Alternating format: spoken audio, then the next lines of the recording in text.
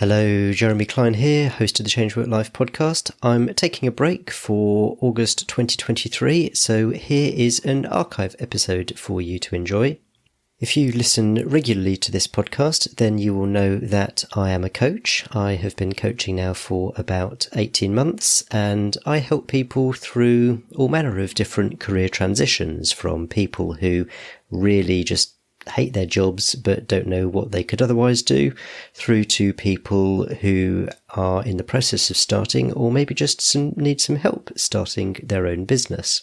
A fairly common question is, well, what is coaching and how can it help me? And rather than offer that explanation myself, I thought, well, why don't I go back to my archive episode? This is episode 63 with David Gomes, who's a very well-established coach himself. And in this episode, we explore just what coaching can do for you and also how you find the right coach for you.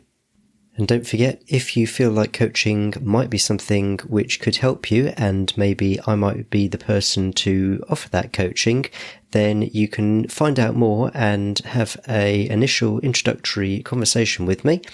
You can do that by booking a time at changeworklife.com/coaching. That's changeworklife.com/coaching. And you'll find on that page a button where you can book an initial conversation.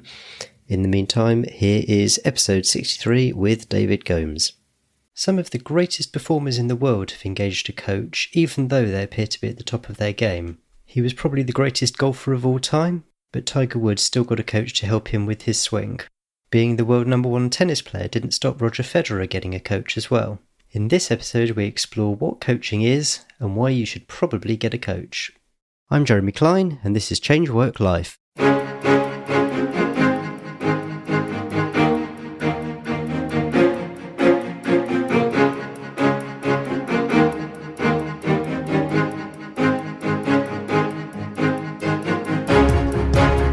Hello and welcome to Change Work Life, the show that's all about beating the Sunday evening blues and enjoying Mondays again. Now, I've spoken to quite a few coaches on the podcast about various different subjects, and I've also talked to some people who have been coached, and as well as that, I've actually had some coaching myself. So I thought it was really about time that I did an episode which was all about coaching, and in particular, how it can help you if, for example, you're not particularly happy in your job or your career. So to help find out a bit more about coaching, I'm joined by David Frank Gomes, who's a personal development coach and mindfulness teacher. David, welcome to the podcast.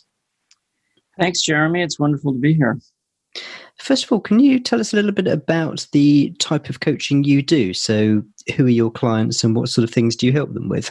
Yeah, I combine mindfulness with coaching. So a lot of folks are coming to me because, we live in the information age and there's a lot of overwhelm. There's a lot of information. Frankly, we're drowning in it. In a sense, a lot of people come to coaching, and to me in particular, because they want to become more present in their life as well as accomplish things. And it's very difficult to do in this modern world by yourself. So a lot of the folks I'm working with, it's not that they're not already quite successful externally. They are. I work with a lot of professionals, high-level entrepreneurs, business owners, C-suite executives. But so they're trying to find more meaning and purpose in their lives, and they want someone to walk the path with them. And human conversation has always been the crucible for social invention, for change, for transformation. So my coaching focuses pretty fiercely on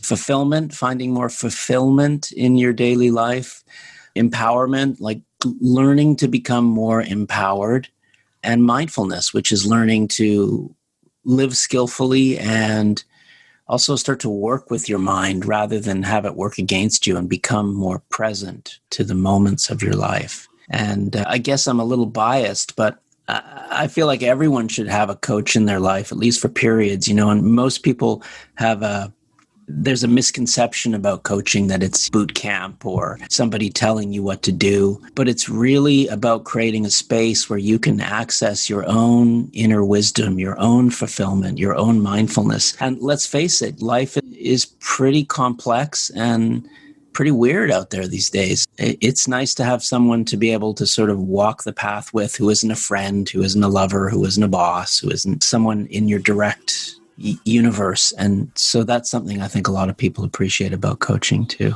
Is that how you would describe pretty much any kind of coaching, be it the sort of coaching that you do, or business coaching, or career coaching, or anything, this space creation so you can access your own mindfulness, as I think you put it?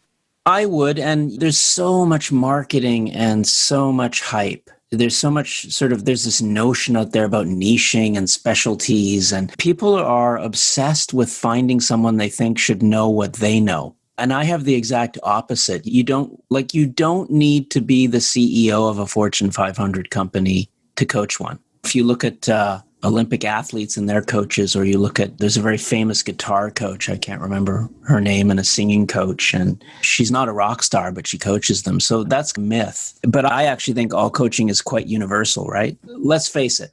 Everyone comes to coaching for two reasons. They either want more of something in their life, or they have too much of something and they want less of it. There's their present state where they are now, and then there's this target state, this place they would like to be, and there's a gap in between. And so what I try and do is say, hey, yeah, there's this place in the future you want to be. Maybe it's you want to change work, or you want to, whatever the external situation is. So that's something to work towards. But I also focus heavily on the journey, on the process of enjoying getting to where you want to go. And if you really break down coaching, that's what it's all about. And so I'm dealing with a lot of people who are in business, as I said, C-suite executives. We're not talking about business. Very rarely do we talk about business. We talk about relationships. We talk about their personal lives. We talk about their health. We talk about what life means to them, and new ideas. And so these are universal qualities. All human beings are looking to feel happier, more contented. They're looking to make their lives feel valuable. And coaching is just a way of accessing some of that stuff that isn't available oftentimes in daily life because we're overwhelmed. There's too much information, and most people can't curate very well. Whereas as a coach, I'm curating. I'm a curator, right? I'm looking for a few things. I'm looking for really good, high impact ideas that actually work, and clearing everything else away. And I'm looking to support people so that they can actually close that gap, but close it in a way, get from where they are to where they want to go, but enjoy the journey. Because if you can't enjoy the moment you're in, you will not enjoy the future. Because when you get there, it will come as the present moment. And in one sense, that's what all coaching is about. It's about waking people up to themselves, if that makes sense. Yeah. In terms of styles of coaching, I mean, you've mentioned that there's lots of people coach in different areas, but fundamentally they're all ultimately trying to get to the same place. Do coaches have different styles in the way they help people find their path? Are there sort of particular distinct styles that you can identify amongst coaches? I don't pay too much attention to that, so that's a hard question to answer. I mean, there's certainly I think coaching is like anything else. There's a lot of different styles, and some people are very focused on externals. And for example, I really coach very few people under the age of 35. If someone comes to me and says, hey, I want to get a new Aston Martin DB7, that's my goal, then I would say there's probably a better coach for you then, because that doesn't actually interest me anyways. I don't mind if people want to work towards goals, but there's probably a better coach that's more focused on people who want to strive and become very high performers. So you tend to attract the coach you're interested in, right? So people are coming to me because they come to my website. It's got an energy to it, like you have an experience when you arrive on my website, and that appeals to a certain group of people. They're generally pretty successful already, but they want to give their money more meaning, you could say. There's so many different folks out there hanging their hats. And I always tell people, you've got to, first of all, if you're looking to work with a coach, you've got to make sure that you feel the most important thing is, can I trust this person? Do I trust them? Do I have a connection with them? And do they have the juice? Do they have the skills? Does it seem like they have the skills to really be able to support me? What's their website like? What did it feel like when I went on there? Were they trying to sell me something right away, or were they giving me interesting ideas? Do they use technology in their coaching? Like, do they have other ways of supporting you besides a phone call? Do they feel intuitive? Do they ask great questions? It's just an impossible question to really answer. But I think the most important thing when you're looking to work with a coach is that you feel that sense of connection and trust. And it's less about what their life path has been. It's always good to have a bit of contrast in your life, right? So in a sense, that's what I find about some of the folks I work with. They kind of appreciate the fact that I have quite a contrast in my life. You know, I've come from a very different avenue than many of them have come from. And so it creates this really interesting synergy. There's lots of interesting threads in there which I want to grasp, and I might not do them in kind of the order that they arose. But can we just grasp that last one first about your background? And perhaps you mentioned when we spoke previously that you've had 2 previous careers, so you've changed careers at least twice before you came to coaching. What were you doing in your previous careers? When I wore a younger man's clothing, I'm from Vancouver on the west coast of Canada, and so I worked in the lumber industry after I got out of school, and there was a downturn, and I got laid off. And my brother was a hairdresser at the time, and he said, well, why don't you come and just wash some hair for a couple of weeks, and make a little extra money while you decide what to do. And so I thought, oh, that sounds interesting. But 4 years later, I ended up doing the training. I actually went to London and I trained at Vidal Sassoon's in London, England. And so I worked at a pretty high level as a hairdresser for many years. And then I got into the film business. I got a little tired of that. And hairdressing is very interesting because it's a lot like coaching. You meet a lot of people, a lot of very interesting people from every walk of life. And it's a very intimate craft. We're working on people's hair, their bodies. And so you develop very intimate kind of connections. And that's probably one of the greatest gifts I learned about coaching was from hairdressing, was just to sit and listen to people. How much people crave that, just to be listened to deeply. And then I thought, I think I'll get into the motion picture business because the film business is pretty full on here in BC. So I did that, self-trained. You made a feature film in 2006, I think it was, did commercials, made short films, and created a couple of production companies, did that sort of full blast. And then at middle age, I realized that I had a kind of a calling that I'd always sort of thought about, and that was something to do with mentoring, or I didn't really know much about coaching, but something to do with helping other people. People had been seeking me out since my early 20s. I came to a spiritual path very young in life. And so I've had people my whole life coming, sort of seeking me out and wanting to talk. And I eventually discovered coaching. And I thought, I think that's something that I would be really good at, that I would really enjoy. I did the coach training. At 47 years old, I radically changed my life again. And so that was pretty challenging. The first few years were pretty lean, and it was almost a decade ago. So not many people were really into personal coaching. And a lot of people thought I was pretty crazy. And then I added mindfulness to it, which they thought was even crazier. But I really felt a calling in my heart that this was important work and that I had something valuable to offer people. And that's how I transitioned later in life. And so I know a lot about transitions, having done them myself. And I do a lot of work around transitions because if you really think about it, we're always in transition. Some of them are very minor. You're hungry and you eat. That's a transition.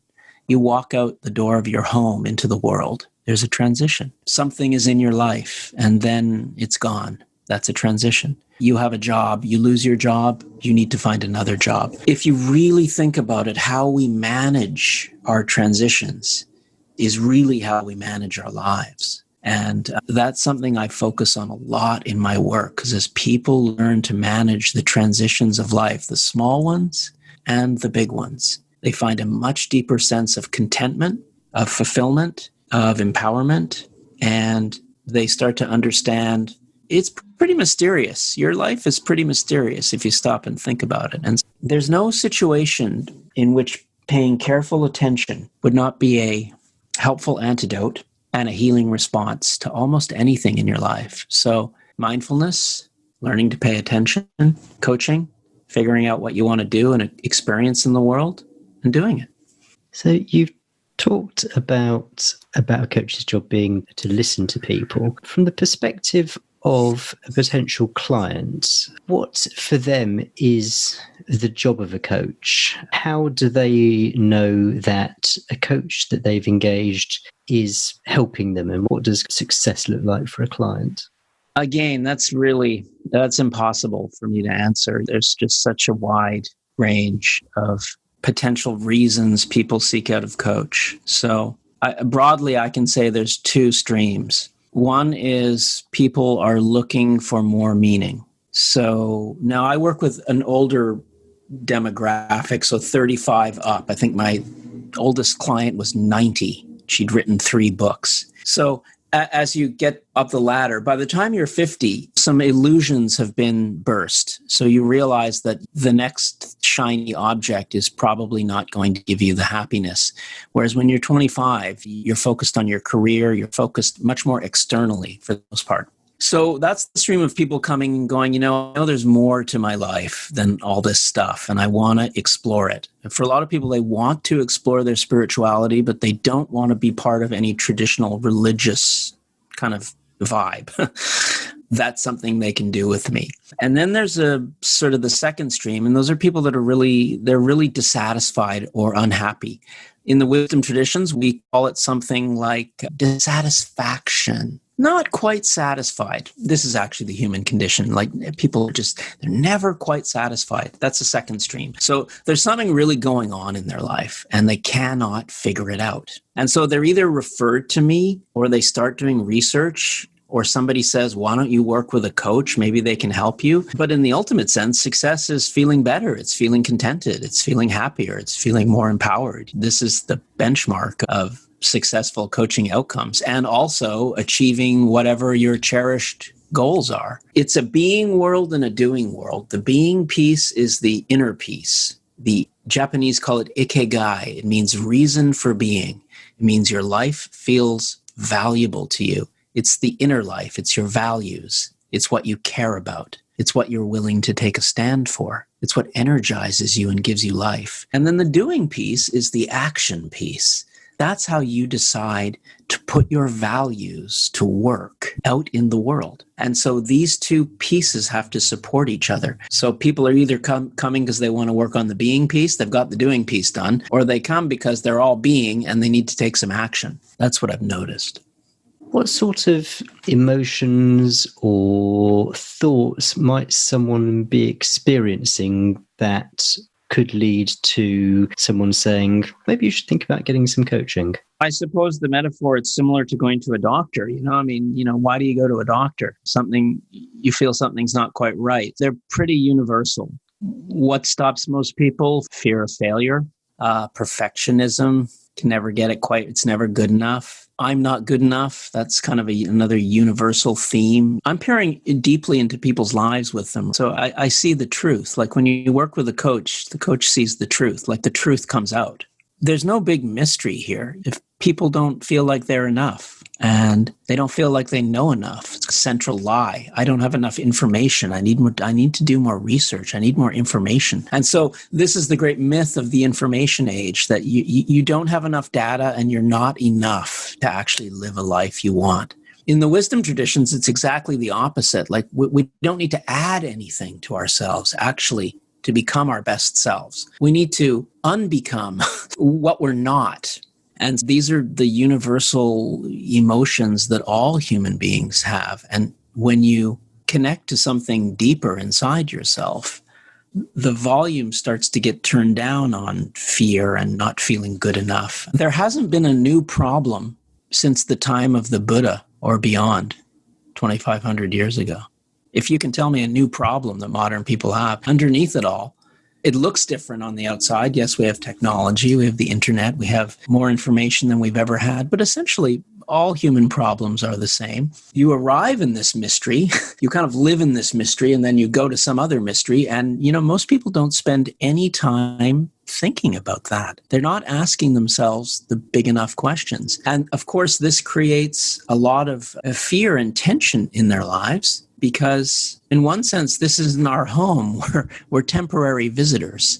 And you could say that we're just renting here. Everything In the wisdom traditions, we say something like everything is a rental, right? Your body's a rental. You don't own anything. You come here, you mess around for a while, try and find some purpose if you're lucky, and then you go somewhere else. So they're universal ideas. That's the kind of coaching that I'm engaged in. That's the ecosystem that I'm working with, is to help people ask the bigger questions, which turns down the volume on things like fear and worry and anxiety and all the usual suspects that we all feel and that are magnified in this digital age. And then let's throw in a global pandemic just to sweeten the pot a bit. Absolutely, yes. I'm sure that's bringing things into sharper focus for a lot of people. You mentioned towards the start of this interview that you said you might be biased, but everyone would benefit from some coaching. Is there a particular mindset or state of mind that it is helpful for people to be in order to get the most out of coaching? Or is reaching that mindset something which that's what the coach will start with? Yes and no. Is it helpful to be, if you're going to climb the Himalayas, then it's probably helpful to train and be ready and have the right supplies and hire a Sherpa and all those things. So yeah, are you going to benefit more if you're really keen? And I can usually tell in about 5 minutes whether someone is really serious about the coaching. Yeah, it helps if you take it seriously and you're willing to put the work in, put the truth down. But it's also helpful for people who don't do any of that, it's helpful for everybody in one sense, because whatever, the Stoics have a saying, the obstacle is the path. So whatever the impediment is the path. So for a lot of folks who don't put a lot of effort into it, at the end of coaching, like they have this stark kind of reminder of why they are where they are in their lives. And other folks put a lot of work into it and they really take it seriously and they enjoy it and they get somewhere that blows their mind. And then there's some people in the middle that are just dipping their toes in. And so it's valuable for everyone because at the end of it, you get this kind of snapshot of who you really are. Because at least in my process, you can't really hide from yourself in my process. But some people do make much more, they have much more explosive growth, generally because they're putting the work in and they're taking it seriously. But that's a universal truth, right? If you're gonna put the time in, you're gonna get the results.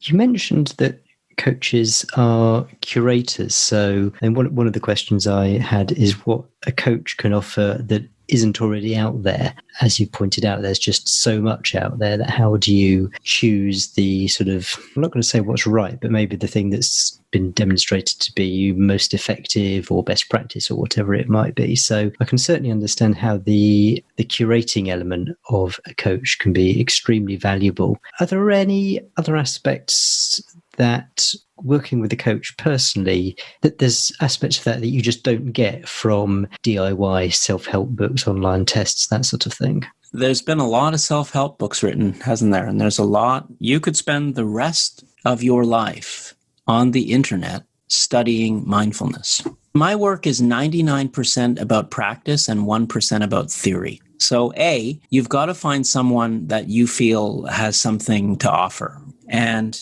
again, it's a difficult question to really, I'm not sure exactly how to answer it. I just think that people are overwhelmed. And so, yes, you can go and buy a self-help book on a myriad of products. You can take online courses. But I see this again and again, like people get a gym membership and they don't use it. They buy a book and they don't read it. They take a course and they don't do it. So I offer this super supportive ecosystem, and I have this complete online process as well. So I have a complete system. So I'm sort of walking every step of the way with people so that doesn't happen. Are there some self-motivated people that don't need coaches? Of course. Not everyone does. I have just found it really valuable to have a coach because it's just like it's someone to support you, to encourage you, to push you a little when you need it, and to create this ecosystem so you have the greatest opportunity to succeed. And for most of us, the knowledge is out there, but we don't practice it.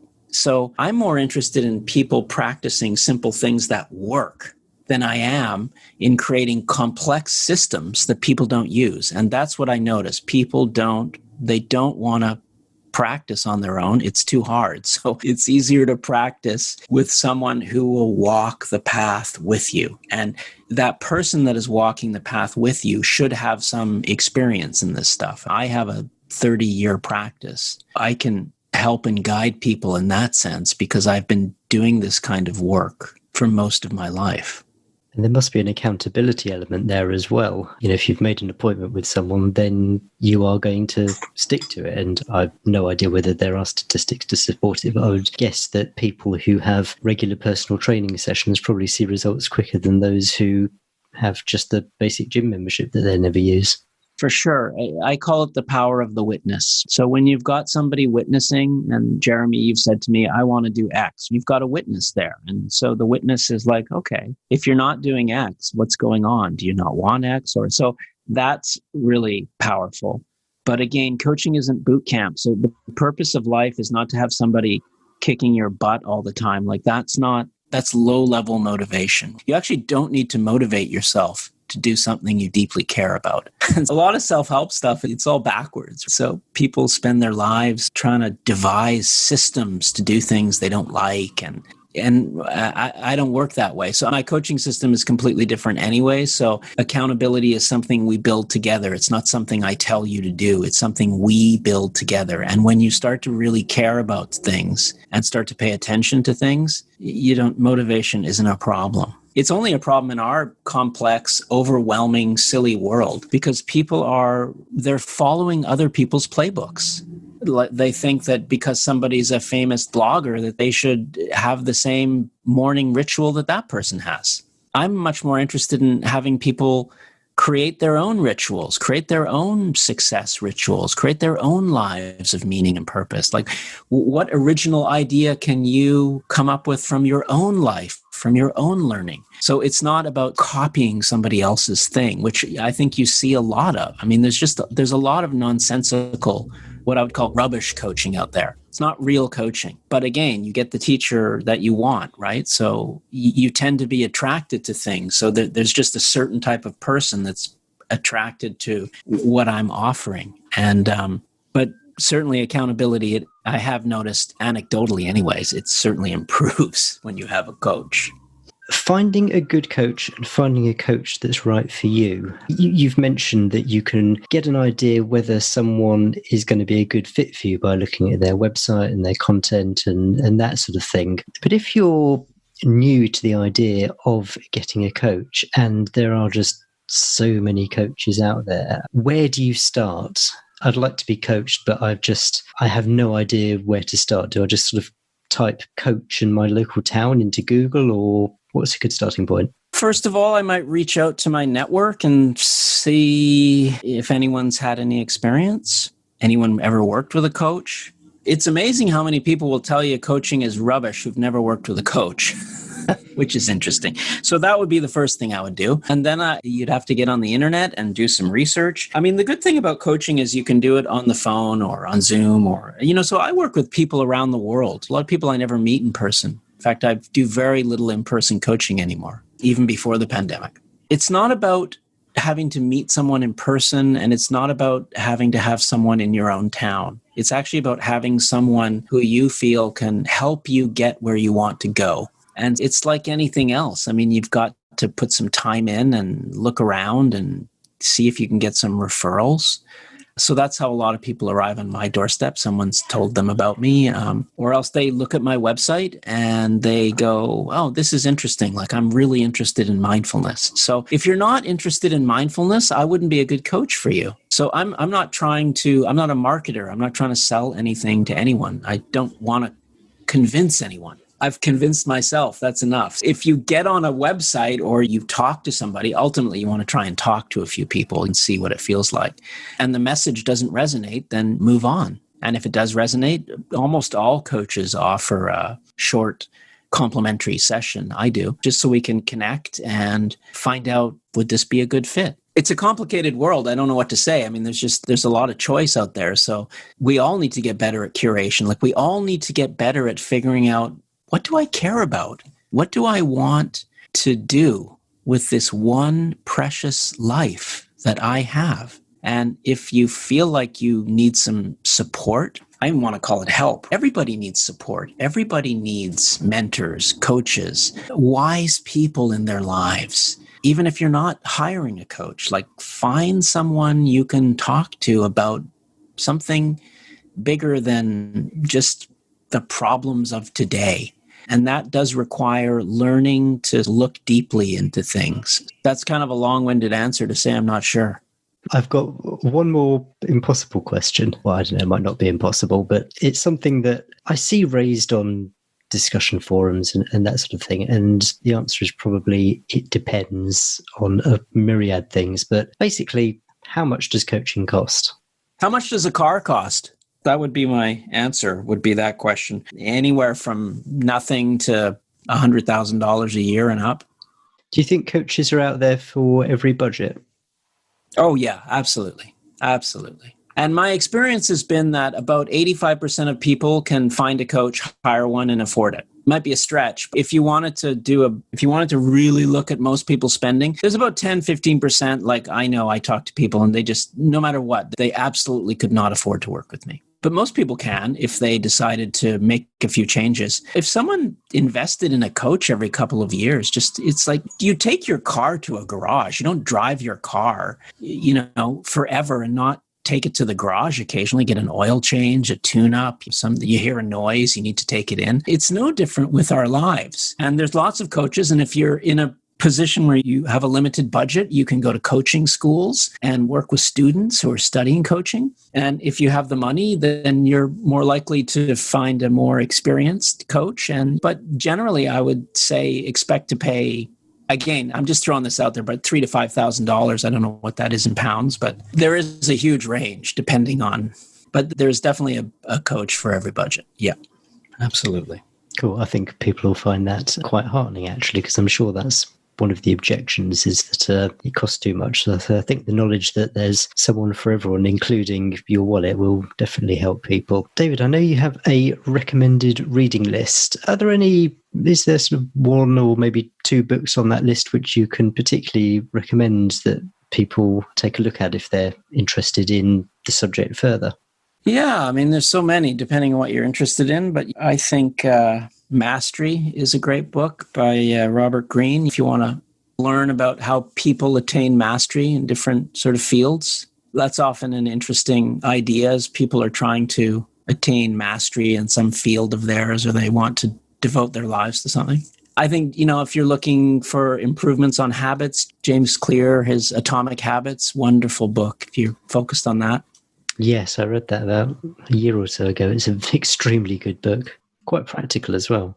Yeah, it's excellent. If you're looking for a book, if you want to explore your spirituality, Siddhartha by Hermann Hesse is a wonderful, beautiful short story that sort of has implications for today's world. It's a very inspirational story. Or the Tao Te Ching, which is a sort of a handbook for living. Stephen Mitchell does an interpretation, which is amazing. That's a book I have that I read regularly. So there's a few different sort of books that cover off a few different things. Fantastic. Well, I'll put links to all of those in the show notes. And where's the best place that people can find you? They can find me at my online home, which is davidfrankgomes.com. And there's lots there. I have lots of articles they can read if they want to learn more. It's pretty extensive. I have mindfulness guided meditations they can listen to and practice. And they can, of course, watch videos of my dogs. The dog's doing what? Oh, what dogs do, chasing bones and various other things. I will have to check that out and I will definitely put the link in the show notes. David, thank you so much for this. It's been a really helpful insight into what coaching is, what it can do for you and why everyone should get a coach. So thank you so much for joining me. Yeah, well, thanks for inviting me, Jeremy. I appreciate it.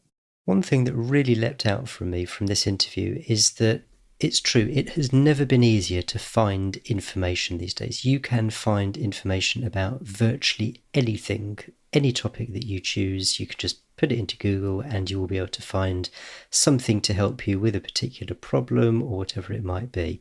The difficulty is that there's so much information out there, and even though I have read quite a few self-help books, and a lot of them have been very helpful. They've been good to read. They've come up with some really useful and interesting ideas and topics. I can still see how coaching will benefit me. There's the idea of curatorship that David was talking about, how a coach can sift through all of this information and help you with just finding the best practices, the things that have been proven to work.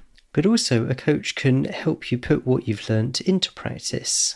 Yes, a lot of these self-help books will have exercises attached to them, but as David put it, a coach can walk down that path with you, helping you with your own personal implementation of these particular exercises and practices. And David also dealt with a common objection I see about the cost of coaching. Yes, some coaches can be really expensive, but I love David's suggestion about going into coaching schools and getting students to coach you. I mean, why not? If you're in a position where you just can't afford to spend much on a coach, you'll probably get something out of being coached by a coaching student, in the same way that some people will go and get a haircut from someone who is training to be a barber or a hairdresser.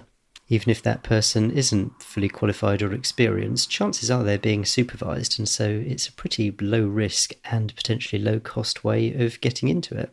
So I'm convinced that coaching will continue to be something that I should pursue, and hopefully it might have helped convince you too. Links to the resources which David mentioned and to his website are at changewhatlife.com/63 for episode 63. And if you found this episode or any previous episodes helpful and you'd like to show your appreciation, well, one of the things you can do is share this episode with your network. You'll find on my website links to my Facebook, Twitter, and Instagram profiles. And on each of those profiles, you'll find a post which relates to this episode. So do go on there, retweet, share it on Instagram, share it on Facebook. You'll also find on the show notes page for this episode links to Pinterest, so you can share this episode there as well. Please just do share this episode. It will really help other people, and it'll also help me get the word out. There's another great interview coming up next week, and I can't wait to see you then. Cheers. Bye.